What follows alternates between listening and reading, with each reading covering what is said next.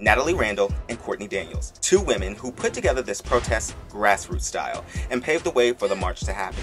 No justice, no peace, no peace. We gon' yell it, we gon' scream it through the streets. Both organizers made it clear that they did not want the march to be about the actors versus the union, but the union simply doing their job. We want to shut Scott Rudin out of the Broadway League. I do not feel in a safe environment knowing that if I get in the Scott Rudin show, I have to sign an NDA, and if he abuses me or something happens, I can't say anything because I'll have legal action come against me. But how did that come about with you being involved in the march? I was one of the co-organizers. It was me and Courtney were the co-organizers of the march. And how it came about is we kind of just got fed up with Actors Equity. We didn't know where our money was going. We were tired of the town halls and just pay, even though they were closed down. Yeah, just feeling like we're going in circles. And we kind of just on a whim, we're like, well, what if we did a protest? What if we did a march? You know, halfway joking, halfway serious. And then I told Courtney, I was like, well, I'm going to make a flyer. We can post it up and we'll get 30 people there, whatever. Like, who cares? It'll be us 30 out there screaming and marching, you know, because I've done protests with 10 people. So, you know, numbers aren't always the biggest thing for me. And then when we posted it, you know, and I tell everyone this, Courtney came back to me and she's like, Nattalyee, I have like 1,000 shares on this. And I'm like, what? You have 1,000 shares? Like, we're kind of like halfway kidding, halfway serious. Like, what do you mean you have 1,000 shares? So then we're like, okay, like we got to get serious. Like, this is for real, because I think what amplified it is we posted that poster for the March on Broadway, and then maybe 3 or 4 hours later, Karen Olivo said that she wasn't returning to Moulin Rouge. So it was kind of like just that coincidental magic of we're fed up with AEA. We just had a town hall that was stupid. Then we posted this poster. Then Karen Olivo was like, I'm not coming back to Broadway. The whole thing with Scott Rudin was out there. That was also another reason why we did it. And it was just like, whoa, everything, you know, just kind of blew up at once because all of these, you know, different factors that kind of had nothing to do with each other just all went with each other. And then, March on Broadway was born, and we did a grassroots style. We DM'd people, we messaged people, we texted people. We literally sent out those flyers to everybody every day. And I think that's why there was such a great success with it. Leading up, there was a lot of political strategy, figuring out again who the racists are, who the sexists are, who are the less empathetic people, who are the incredibly empathetic people, who is an actual ally and who's doing stuff to be performative. Like, you had to figure out the dynamics. What really helped me, and what I noticed is that when the March on Broadway was happening, these were not Broadway elites. These were not celebrities. These were 2 Black women who were fed up with the industry and decided to make a stand. So when I saw that, I had just come out of a meeting where I saw that energy being compared to QAnon. I saw that energy just being diminished. And I said, you know what? This is a moment. So I came to them and I was like, how can I help you? How can I help you? I just went through this great season of my show. I just did this. Like, how can I be of service? And they came back a little bit later and they're like, actually, do you want to give a speech? And I was like, okay.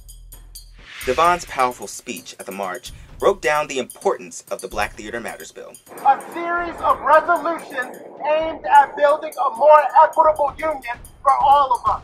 This time, asking that an $877 billion industry producing over 5 million jobs built up by Broadway, which is nothing more than the evolution of minstrel shows, built on the exploitation and dehumanization of our skin to pay us what we are owed. Are we robbing these actors and getting in bed with the likes of these powerful producers because you are afraid? Because I know if we only be true to this glorious quest, that our hearts will lie faithful, peaceful, and calm when we are laid to our rest, because the fight is never over. Go! It was stuff that it was just sitting in me. Like, this is my first time coming to New York. The city is shut down, racism. Like, it's just mess everywhere.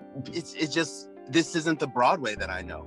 The Broadway I know was telling us to be about shit.